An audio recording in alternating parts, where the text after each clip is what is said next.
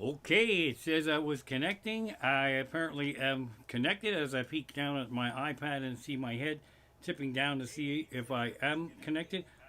You can hear they have the volume up on my iPad so that when I speak, I can hear myself again. Why this is important is because my wife, who is on the other side of that curtain, gets not yelled at every week, but she gets reminded to make sure that she has her earplugs in so this thing does not happen. So now I actually did this as an example to her of what could possibly go wrong. So now I will need to turn the volume down on my iPad unless I believe I have the brain power to broadcast and hear myself after I say the thing a second time, which I do not. So let's see if I can do volume down. Oh, it's way up, so it's going to take a while. That's probably like 5, 4, 3, 2, 1. There, I don't hear me now. There we go. All right, here we go.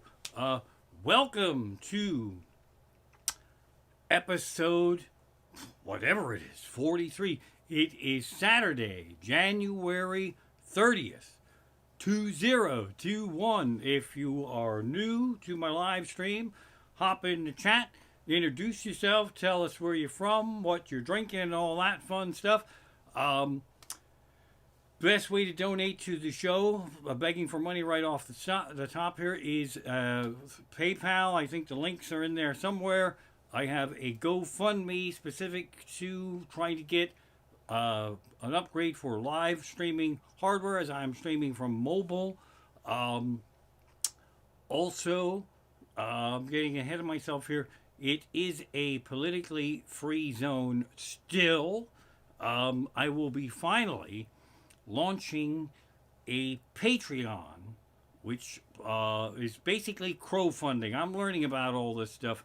And I'm doing a special Groundhog Day Patreon launch. If you don't know what Patreon is, then you're about in the same boat that I'm in. It's basically, it is a performance workspace for someone like me to create and hopefully bring over the most obsessed fans that just can't get enough of me. I hope at least some of you exist. What's assholish about it is that it is a subscriber based thing. You got to pay like a monthly thing to be in there. There will be access to exclusive content that you won't see in this live stream. I was filming some stuff tonight. There's watching parties we're going to do. I can take you on some field trips with me, not in the car, but we're going to have a lot of fun. And you would well ask the question, why would you pay a subscriber fee to get something that I've been giving you for free? Why would you pay to get my comedy free? And the simple answer is because that's how we've always done it. Since I started stand-up comedy in 1991, you had to pay to see my show. Everything was going fine up until last year when the universe decided that somehow I would need to present my show for free. Now, I gave it the old college try. I had a whack at that, and as much fun as we've been having, streaming live from my living room Saturdays at 8 o'clock only on YouTube for free and or donations. If I had to pick, I totally rather would get paid. So that's what's going on there. It's actually a place where I can get paid. So people that normally donate, you'll be in your paradise because, and you can thank my daughter for this. My daughter convinced me to have a $1 subscriber fee. There'll be different tiers, and you won't get everything for $1, but it'll get you in there for crying out loud.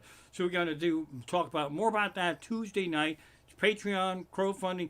Everybody does it. Well, not everybody does it, but I'm gonna do it. I gotta figure out a way to live. Let me cry the blues on why it is batshit balls awesome of me to be streaming live here tonight. I am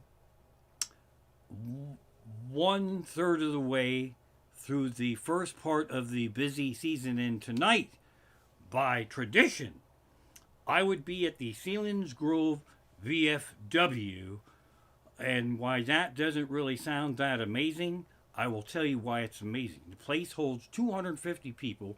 They sell $10 tickets, and I get to keep all the money. So this evening, I am losing $2,500, and I'm trying my damnedest to smile about that.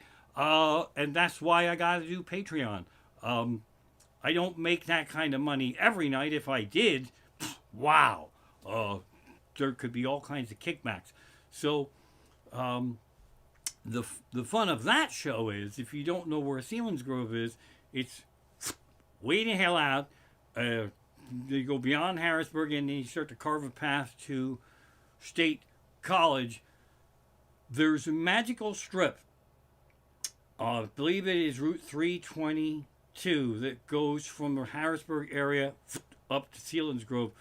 There's about a 10-mile stretch where there is nothing at all except a couple of strip clubs, a tattoo parlor, a massage parlor, and a Sheetz. At this Sheetz, there's always Amish. I don't know why, but there always is. And there's never any buggies in that Sheetz parking lot. But I have a theory, and for no apparent reason, if you've been out there, standing in it goes along the river, there is a miniature Statue of Liberty out in the middle, fucking nowhere, for no apparent reason, and it's a symbol of me making $2,500 this night, or now it's a symbol of me not making $2,500 this night. It's just there for no apparent reason. There's no photo op. There's no explanation. It's just fucking there. And then I have a theory too that that's why the Amish are at that Sheetz, because I've seen a bunch of Mennonite babes in bonnets get out of a white van at that Sheetz, and I think some asshole is selling them a tourist trip to New York to see the Statue of Liberty, and they just go up to the one at Selinsgrove there and stop in the Sheetz. But I'm not 100% sure about that. So, yes, Selinsgrove, Pennsylvania, I miss you tonight, and I sure as fuck miss making that kind of money. Wow, that's, but what are you gonna do, right? Shit happens. Is that what they say? It is a politically free zone, but I must mention something. It's not politics, and that's why I feel comfortable mentioning it. I made a note here because I'm so worried about this. Jewish space lasers. That's all I'm going to say. Somebody thinks that's real. Somebody thinks Jewish space lasers started the fires in California, and I don't want anybody to get all pissy pants on me. I'm not trying to fuck with your Second Amendment rights, but I'm thinking that before you're allowed to have a gun, they should add a question to the application that says, Jewish space laser, true or false? And if you answer true, you can't have a fucking gun. How about that? Oh boy, we're having fun in the chat there. So there we go. We got the nor'easter is coming. I'll be talking about some snow stuff here tonight. I have my notes here in a way that I can't see them. They're real big, but the way the light cuts through here, and then I'm reading stuff that doesn't even make any sense to me. Oh, all right. Here is why this is such a great weekend for me to make money. because there's no football this weekend. That's the thing that sucks batshit balls about football. The better the football gets, the less amount of football they actually show you. It's the dumbest fucking thing that there is, because it's games all year, and then the playoffs, and then there's less games, and then there's a big championship game, and then everybody's ready for the Super Bowl, and then how about this weekend? Just fucking, there's no reason for them not to play football this weekend, other than that I could make fucking $2,500. And now that I can't make $2,500, I believe they should play the fucking Super Bowl this weekend. They don't need that resting week. It's only there to piss everybody off, and so that I can make a metric fuck ton of money. So that's why it's so awesome of a time of year for stand-up comedy, is because after the Super Bowl, there's fucking nothing to do. Nothing. That's it. That's it. That's it. There is absolutely fucking nothing to do. So that's why I trend. Traditionally, we have a Super Bowl party, even though I'm not really that much of a sports guy. And it's something that I will miss. That we will miss sharing with our daughter. Super Bowl parties, we've been having them with our daughter since she's 5. Now, I am going back to, I'm going to have to look at my cheater notes here. First good Super Bowl party that we had with her was, where is it? I believe it was 1996. It was the Steelers and the Cowboys, and our daughter was 5 years old. And she was so excited because the Super Bowl party, we were getting the snacks ready and the terrible towels, and you have the snacks all over this, all ready, all day long, planning the party, the streamers, the snacks, everything. The 5-year-old, what? And signs. And signs, and we had signs. My wife said, and signs. We had everything. All, you know, all those, like, way too much food for, like, my wife and I and the 5-year-old. So, and the terrible towels are going, and we're cheering. And then the kickoff happened, and we cheered, and we ate snacks. And our daughter turned to me and said, "We're not just going to watch a football game, are we?" I said, "No, we're going to the movies." Because a lot of parents would have said, "Yeah, we're watching a football game." I was smart enough to know that our 5-year-old said, "That's the dumbest fucking thing I ever saw, to have this big party." So then for many years, we had our big party that seemed like a Super Bowl party, but it actually just sent us to the movies. So we kept that tradition going, and once our daughter got old enough to drink, then it became a lot of fun. The one Super Bowl I'm saying, let's see, I made some notes here. Okay, Super Bowl XLVIII was one that our daughter was old enough to drink. Now, my wife was up in Massachusetts with her sisters, or down in Florida with her sisters. I don't really know, but my daughter and I got to shop for our Super Bowl alcohol. And she said to me, "I don't really care what happens in the game.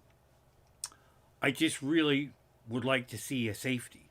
And that's the year there was a safety on the first play of the game. That ball hiked over Elway's head for whoever the hell it was. I don't think it was Elway. It went over his head. Safety. And we're clicking our drinks here and losing our fucking minds. And so my daughter, it's probably her fault that safety happened. So a month or so after that, I was performing at a country club in Doylestown, and I talked about this safety that happened, that my daughter said, "I don't care what happened, I just like to see a safety happen in the game." And after that show, a kind of a mafia thug guy came over, and I thought he was going to break my legs. And he goes, "I didn't appreciate the joke about the safety." I'm there, "Well, it wasn't really a joke. I was just reporting what happened." He goes, I'm a bookie. I took bets on that.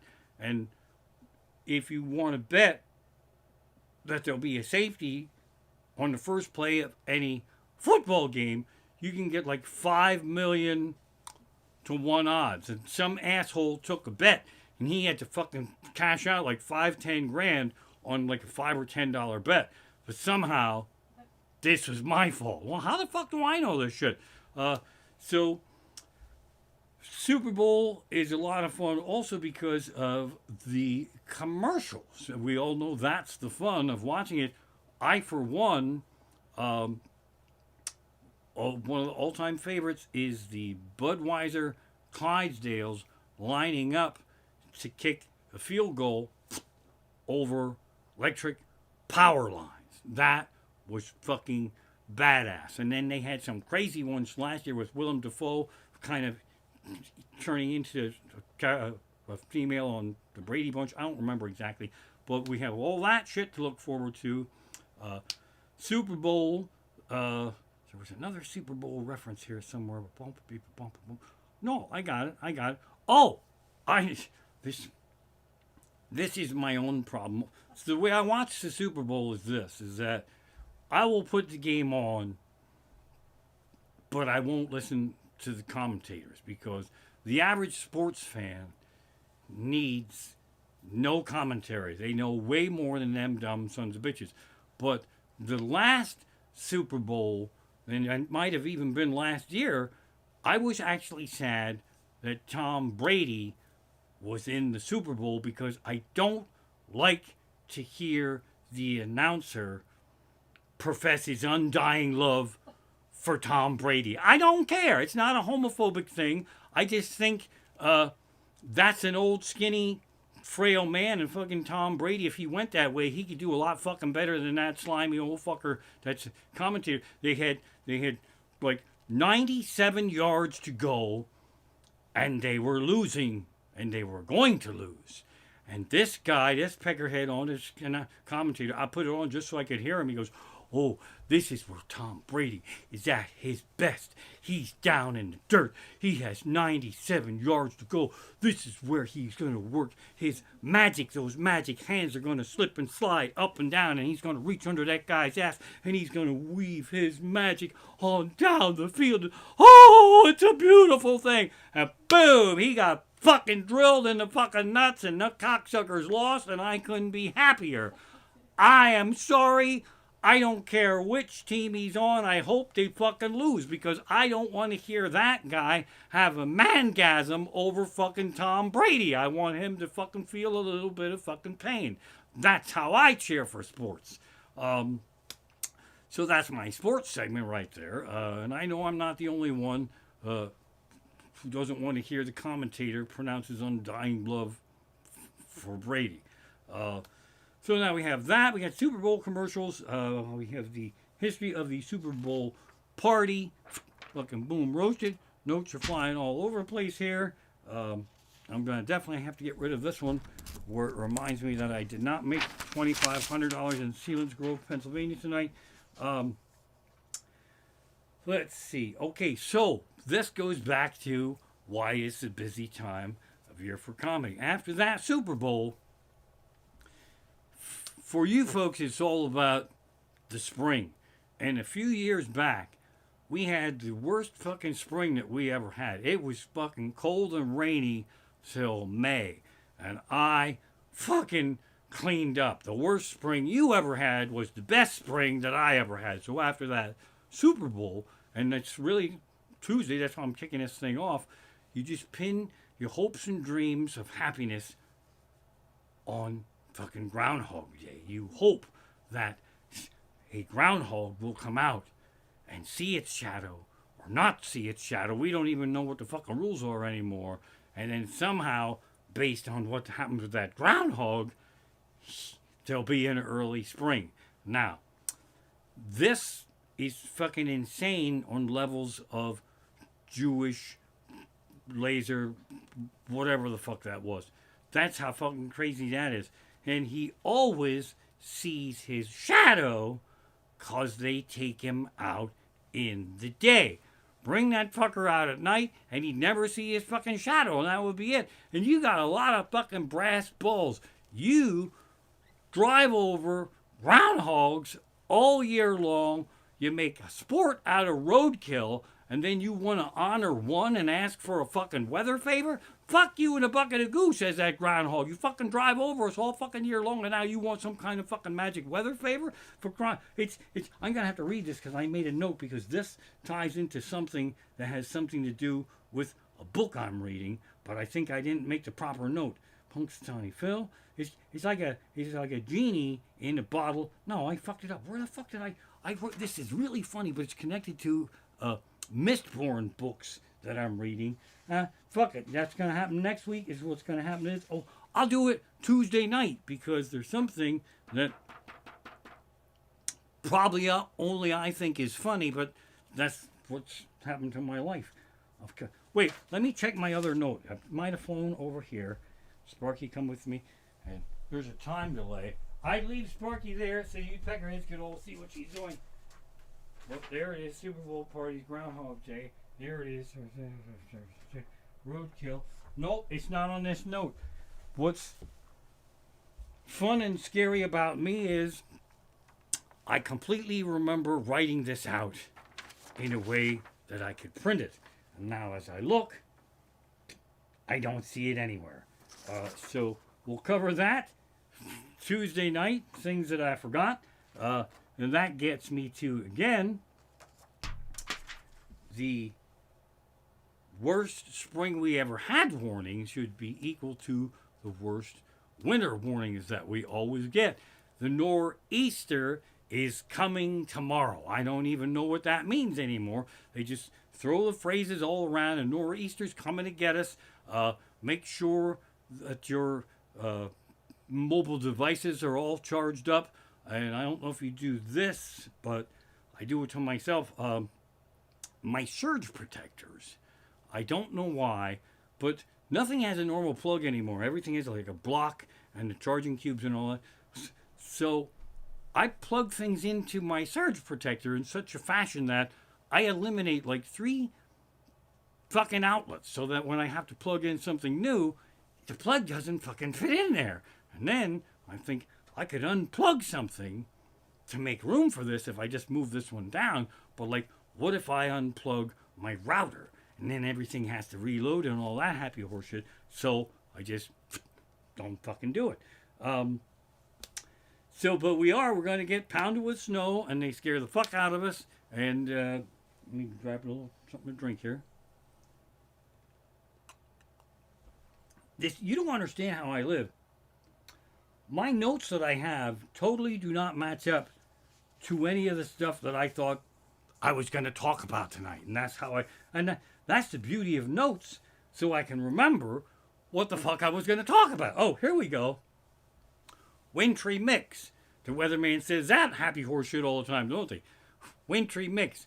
Wintry mix is weatherman bullshit for it's winter and we're going to have some kind of weather. That's a fucking blanket coverall statement where they don't know what the fuck is going on. And then, where they really scare the fuck out of us, is they go, the National Weather Service has issued a winter weather advisory. And that scares the fuck out of us, and they wouldn't have to. We can all get our own winter weather advisories by wandering over to a calendar and going, oh, I wonder what kind of weather we're going to be getting. Let's see, it's winter, so we're probably going to get winter weather. That makes a lot of fucking sense, doesn't it? But somehow when the National Weather Service issues this fucking alarm, and we all go fucking batshit crazy. So we have that winter weather advisory report. This is not my normal snow rant, because when I do my normal snow rant, I want to save that for when there's actual snow. But when the weatherman says it's gonna snow, people hear, when they hear wintry mix, they hear anthrax terrorist attack, and they all zoom off to the market and buy up every loaf of bread and milk and butter and eggs and toilet paper. And well, my people make a lot of that stuff. It was like a win-win situation. In fact, an enterprising young Amishman can make a metric fuck ton of money ramming up production by phoning in fake wintry mixes, but we don't have phones and it's not that scary on a postcard. Who keeps sending us these fucking postcards?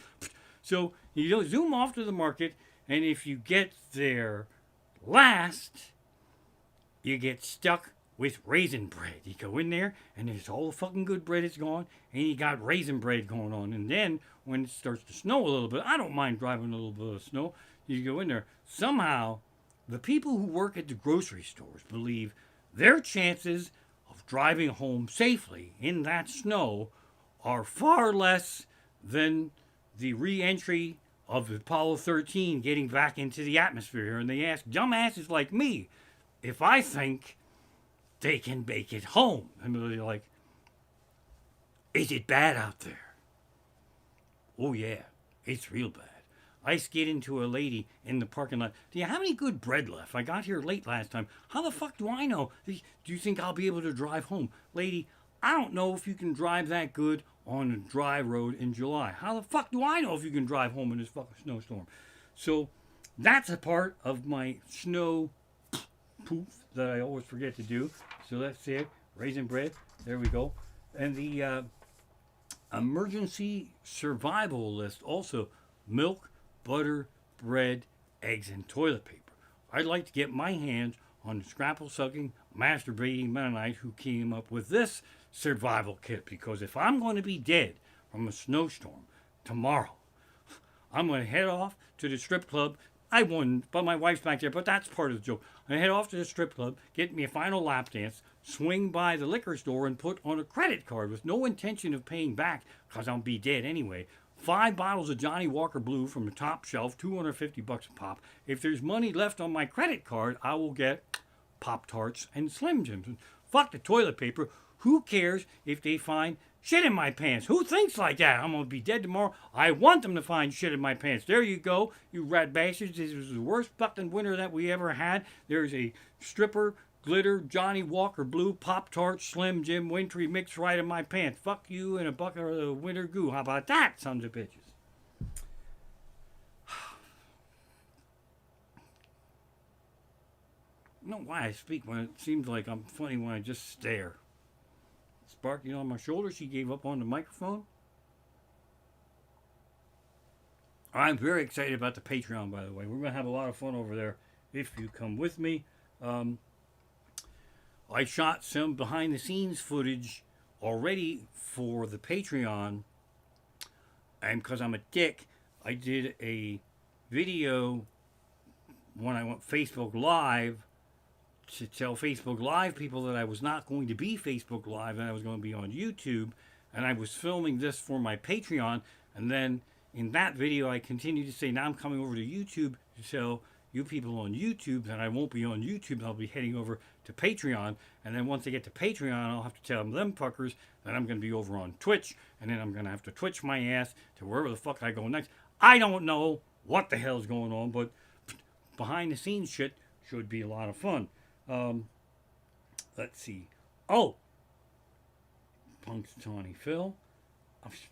I still wish I could find my Mistborn notes. Damn it. Let me just look at my Kindle. That was a joke that only my wife laughed at. So they warn us about the worst winter that we ever had. You peckerheads. Sometimes it don't even snow, and they never apologize. They never appear on your TV and say, sorry, you could have went out. But what they should do is warn us that it's going to be the worst spring that we ever had, because that's what happens, man. Spring is an illusion. If you're lucky, there's only one good spring day, and it doesn't even happen in the spring. You could be walking around October going, man, it feels like spring. Thanks a lot. Now it was fucking spring. Now we're fucked for a whole nother year, you rat bastards and motherfuckers.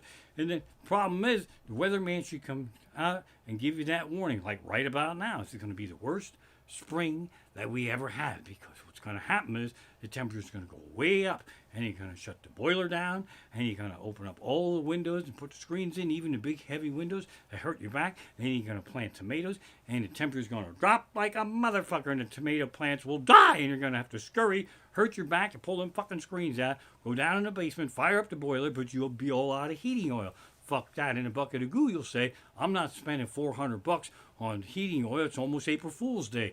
I'll get the space heaters, I plug them in. Then you get the space heaters in, you plug them in, and your electric bill's going to go through the fucking roof, and you're going to be too lazy to get the heavy-duty cords out of the shed, so your carpet's going to start to fucking burn, and you're going to fuck up the carpet there. Now the temperature's going back the fuck up. Now your house is hotter than sons of bitches. And then you have to go down in the basement and get the air conditioner. Put those fuckers in. The electric bill is going to go through the fucking roof. You got the air conditioner on. You got the heater on. And then you're going to go through that for about 2 weeks. And then you're going to go, okay, it's really spring. Let's have a picnic. It's the first one of the year. Let's blow the budget, man. You get the Delmonico steaks. I'm a vegetarian now, so that joke even fucks me up a little bit. You get the expensive imported beer, and you can be out there grilling up the steaks, and you're going to run out of propane. That's what's going to happen to you. You're going to send your poor wife to the 7-Eleven to get a propane tank, and she will send you a text message that says they don't have propane this early in the year, but they have half off sidewalk salt and snow shovels, motherfuckers. And you have to come back in, take them steaks off the grill, put them in the house, put them in the broiler. Temperature go up, it's going to go down. It's going to be the worst spring that we ever had. How about that? Let's save part 2 of the winter Amish comic on ice for the whatever the hell that is. Okay, the other thing that's fun about the winter too is that somehow everybody becomes a know-it-all. Friend of mine, I won't even mention his name, he might be watching it, he might even remember this. So I'm driving with him in snow way the hell up to a show, and this was pre-GPS days. You had to fucking print your directions out and all this and that happy horse shit. And I skid on the off-ramp. That's the thing they don't warn you either. They go, you know, watch out, the roads are a little slick, but the roads are nice before the off-ramp. So the road was nice, and I hit the off-ramp, and I was fucking going, and somehow I had it, man. I just fucking spun it this way and that way, and he goes, he high-fived me. He goes, that was a pretty sweet move.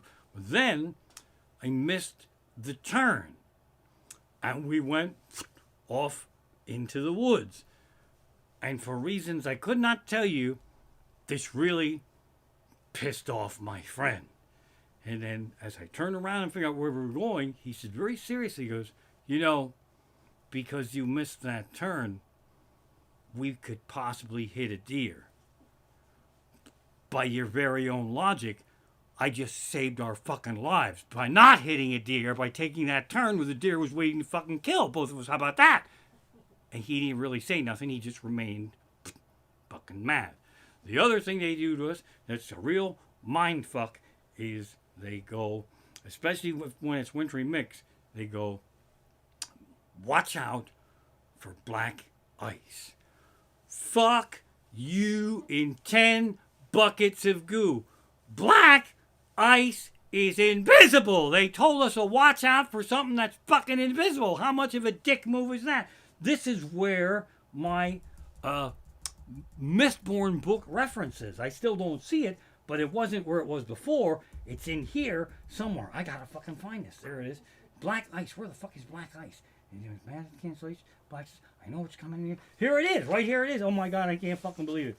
Black. I gotta read this because I worked too hard to think of this and then fucking find it now. Telling us. Oh, I gotta put this one paper down because see if I do this, I can see the words that are on the other sheet, and I have 2 sheets, and that'll fuck me up. Telling us to watch out for black ice, which is invisible, is such a dick move.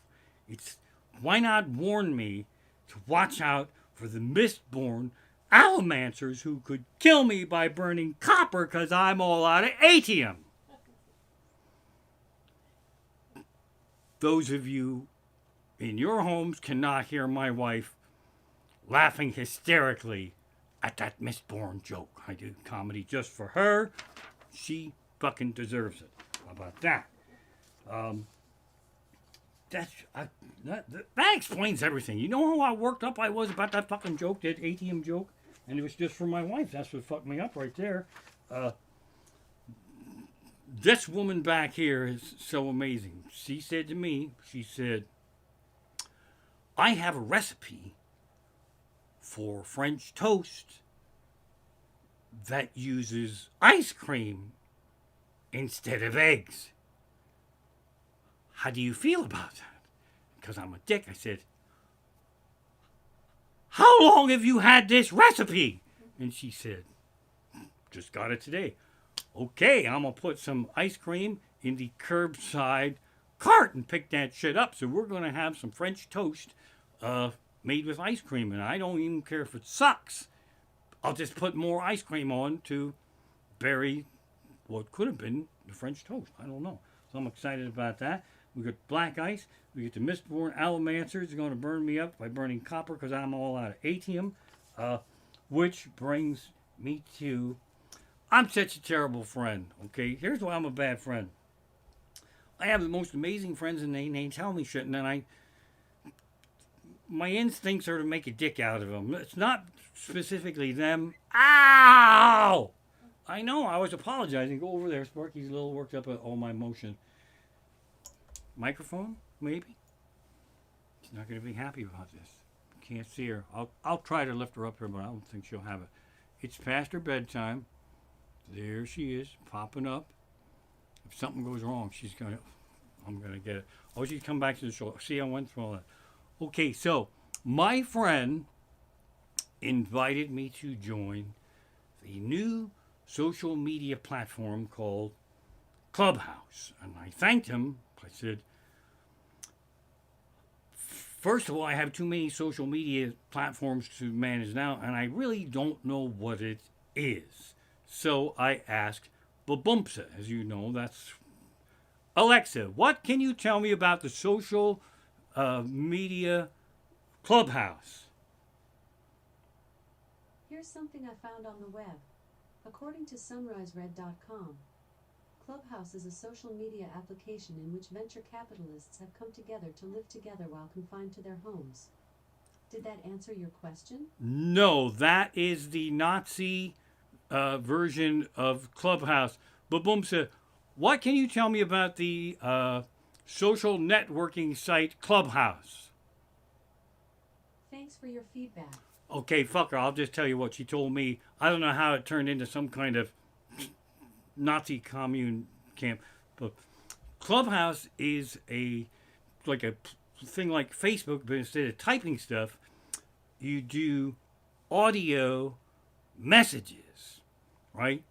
Or as we used to call it in the old days, a phone call. Somebody invented a social media thing that's basically fucking audio message. That's a fucking phone call. That's why we have Facebook, so we didn't have to fucking talk to people. Facebook is a place to stay in touch with people you don't really like that much to actually talk to them on the phone, so you can just boom them right on there. And that's what happened to the phone, the house phone, the landline, which got mocked, got eliminated by the cell phone. And remember these days, because the cell phone, the house phone would ring, it would just fucking drive you nuts. And you say, I gotta get the fuck out of here. I gotta go take a drive. I gotta go in the yard. I gotta get away from that fucking phone.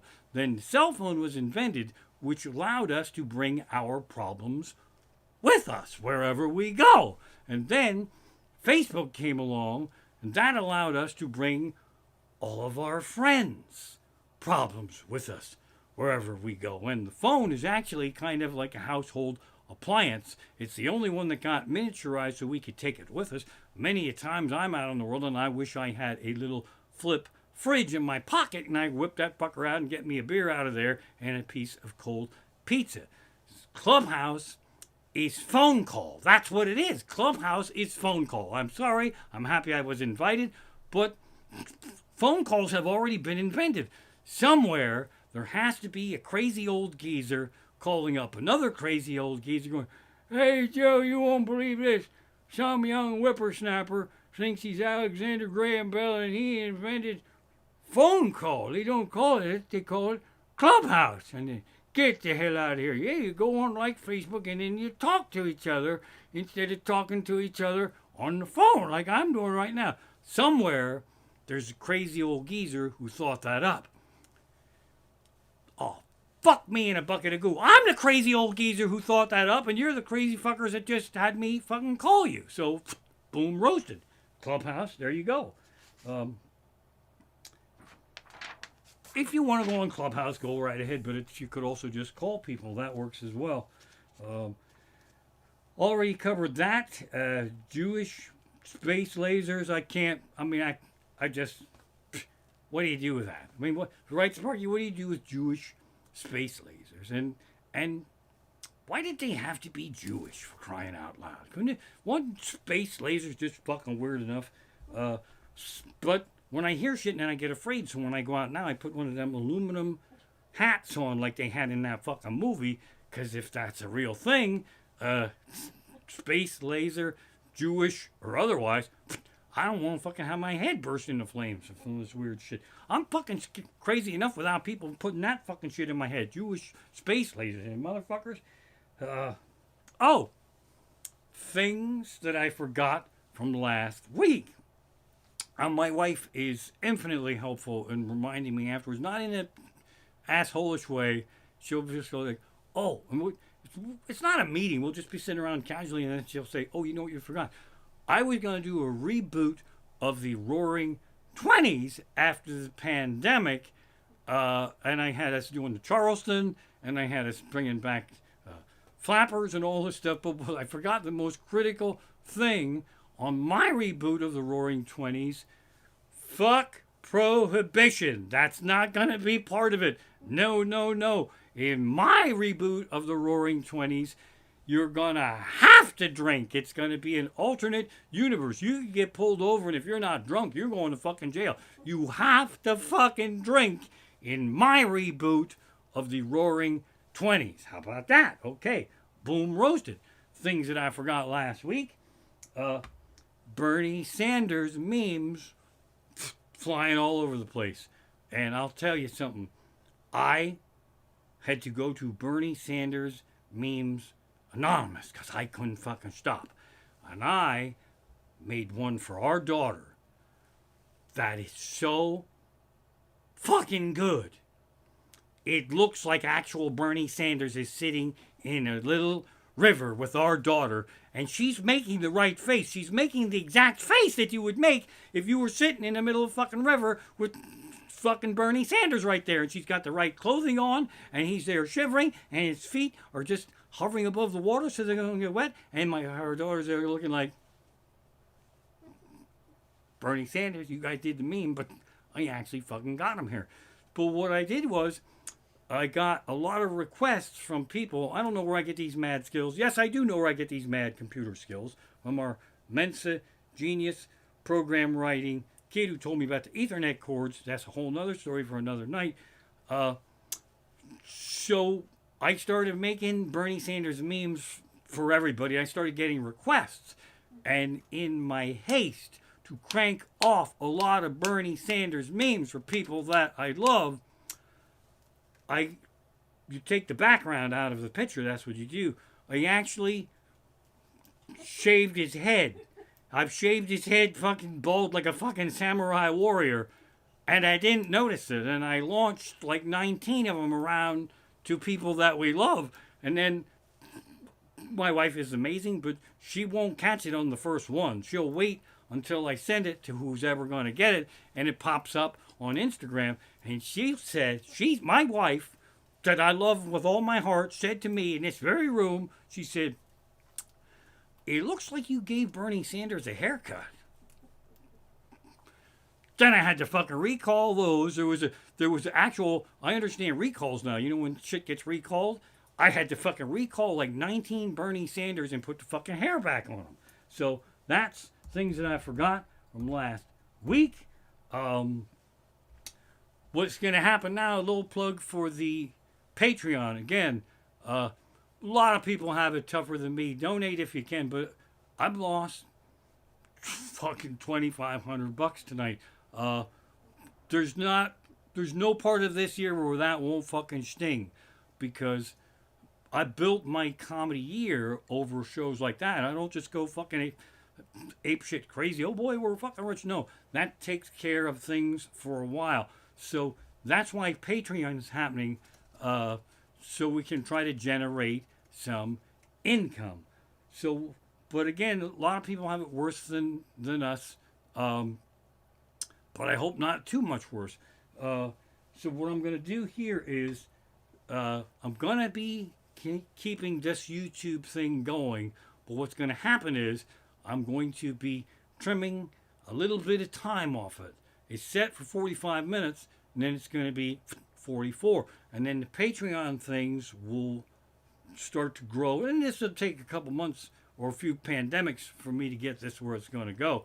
So this thing will probably cut down to like 30 minutes, and then another 30 will be over on Patreon. That's going to be the idea. So if you could think of it in terms of me being like the changing of the seasons, where it starts to get dark a little bit earlier every night, that's pretty much what's going to happen there. So this thing was set for 44 minutes tonight. The Baboomso alarm is going off, so that's what's going to happen. The process has started. It's 45. I already dicked these out of a minute, but I am also ignoring Baboomso, so you're kind of getting that bonus minute back.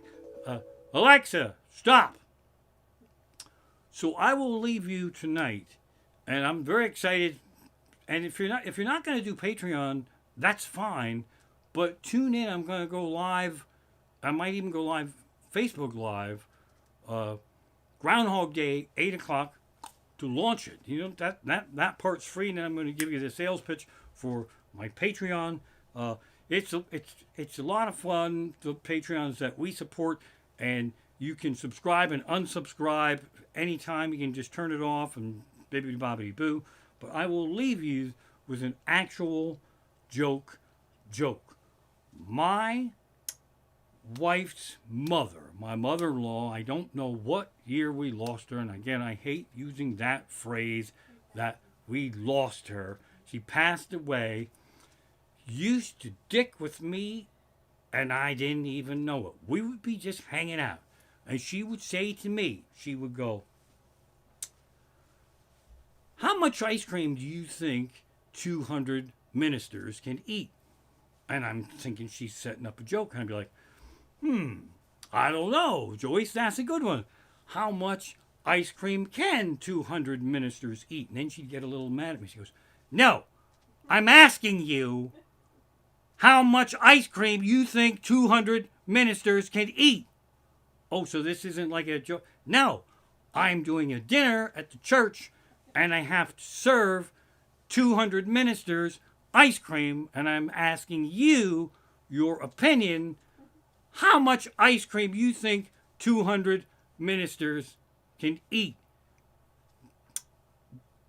Well, when you phrase it like that, I haven't really given it a lot of thought. Let me get myself a bowl of ice cream and pretend that I was a minister and see how much I think we could eat. And I basically did that. So, again, that might be a thing where you had to be there. Thank you so much for tuning in. Raymond, What? they want to know, how do you sign up for Patreon and how do you spell it? Patreon is, Patreon is Patreon, but I did not launch it yet. That's what Tuesday night is. That's a great question. Tuesday night, 8 o'clock, is the launch party, and you should be able to sign up then. But if you want right now, you can go and find Patreon. I might have put it in the link. You can go into Patreon. There's a lot of people in there. Amanda Palmer's in there. These people make a lot of fucking money that they live. What's amazing about it, I didn't want to go off on my Patreon rant right now, but the entertainment industry has screwed the fuck out of entertainers for years. If you see like old stars from TV and you think they should be rich, a lot of them are not rich because they signed shitty contracts. Patreon is a fan-funded place for artists to create stuff. Amanda Palmer does a per project thing, so she has albums funded, tours funded. A friend of mine who's been helping me with it, he has a podcast, and the money goes up for those guys. I'm not it could take years to build this thing to the point where we would be okay. But the idea of Patreon is basically that the best way to phrase it is, I'm a reader. I love reading. This was supposed to happen Tuesday night, but somebody asked a question. So when a writer writes a book, that takes a long fucking time. A year, maybe 2 years, unless he's Brandon Sanderson. That's the guy who wrote Mistborn, and he can fucking write a book during my podcast and fucking publish it. But how does that writer feed his family, pay his rent, eat, and do all that shit while he's writing that book? I know what you're thinking. Well, he sells other books, but he had to write the first fucking book, and he needs income while he's writing more books. That's what Patreon is. I actually need you to subscribe. $1 level, $5 level, $10, and then you get different prizes for whatever. Some of it will go to equipment, but I really have to live. This flips right back to I lost a lot of fucking money not driving past the little Statue of Liberty. That's what Patreon is. There's a mixed bag feeling about Patreon. It's also called crowdfunding. I don't know which name I like the best. It's way better than I'm begging you for money. But that's really what Patreon is. You can get on there now and put artist names in. Amanda Palmer's in there. I don't even know who else is in there. Chris Barron, I think he did a Kickstarter. Oh, that's right. They are incredible. When all this bullshit started, I applied to Patreon for money. They gave money to artists and all that.